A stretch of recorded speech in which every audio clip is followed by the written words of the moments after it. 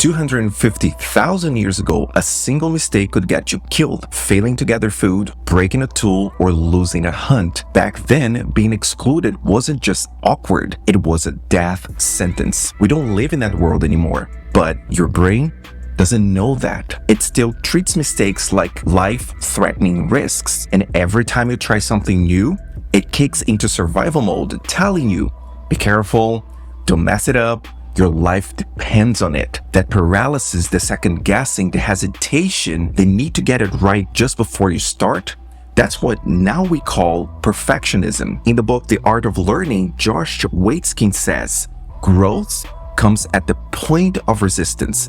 We learn by pushing ourselves and finding what really lies inside. But your brain is not wired for growth. It's wired for survival.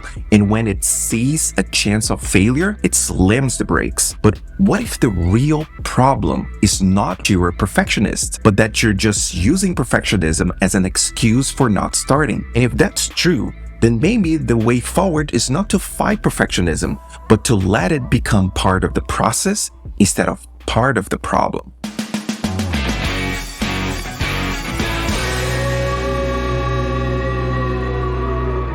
Think of a blank canvas. The first brushstroke looks messy, unclear, unfinished, imperfect. The point is, it doesn't look like much, but as you keep adding layers, refining colors, sharpening details, the painting starts to emerge from the chaos. Without the imperfect strokes of your sketch, there is no masterpiece. So when you think of perfect as an adjective, it's rigid, unattainable. It feels final, like something you either achieve or you don't. But when you think of perfect as a verb, it's about refining, improving, and evolving. Think about your favorite artist, musician, or speaker. Do you think they were perfect the first time they picked up a brush, an instrument, or a microphone? No, they kept refining, they perfected instead of trying to be perfect. Each action you take, each attempt to do something new is a brushstroke. It might feel small on its own, but they create the basis of every masterpiece. So how do you move from perfect as a state to perfect as a process? How do you create progress that feels tangible even when things feel imperfect? We're going to use the Brushstroke Method, a system to break free of perfectionism paralysis and replace it with progress. Just like painting a beautiful piece of art goes from an imperfect sketch to a masterpiece. The Brushstroke Method gives you 3 simple steps. 1. Sketch the outline. 2.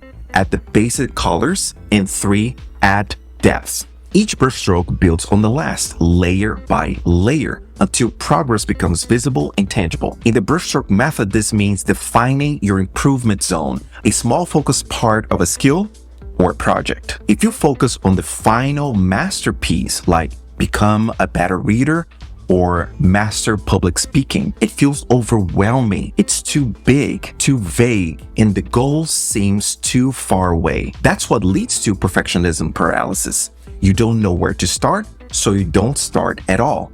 But when you focus on one specific aspect, the path forward becomes clear. You only have to take one step. Let's say public speaking is the skill you want to master.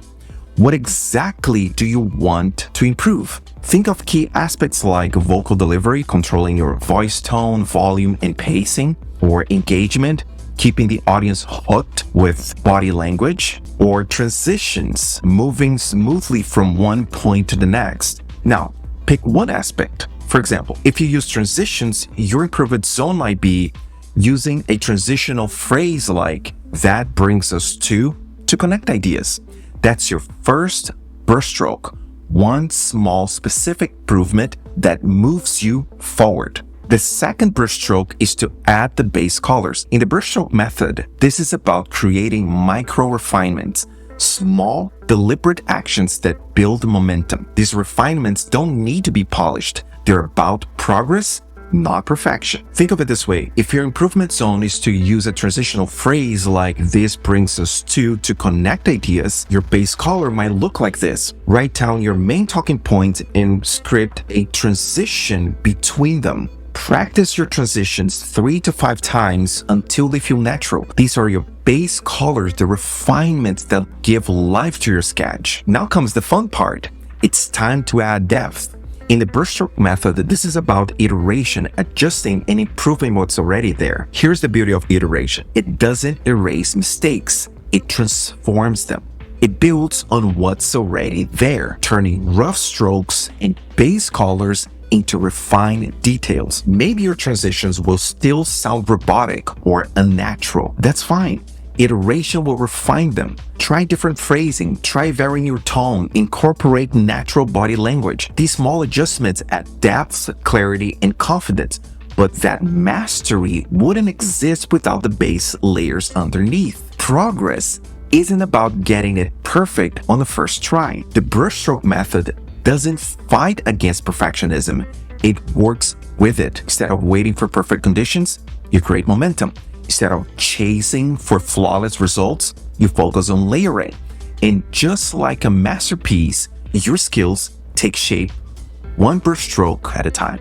But even when you know this, when you're applying the Brushstroke method, there's something that happens. The hesitation, the second guessing, the tiny voice saying, maybe just one more tweak before we put this out there. Why even when you're making progress, does perfectionism still try to creep back in? Well, remember where we started. Your brain still thinks mistakes mean danger. So what do you do when that happens? First, remember to shift how you see perfect. Perfect is something you are or you aren't.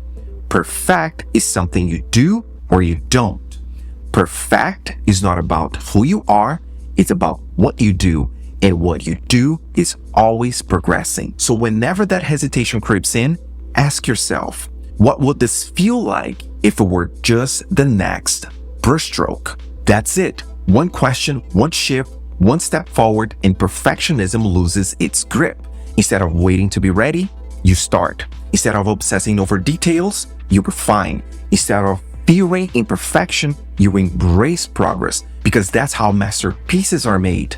Not in one stroke, not in one moment of genius, but over time. And now you have everything you need to do the same. So what's your next brushstroke? Whatever it is, do it now. One small brushstroke at a time. And soon, you won't just create something incredible. You will look back and realize you were building it all along.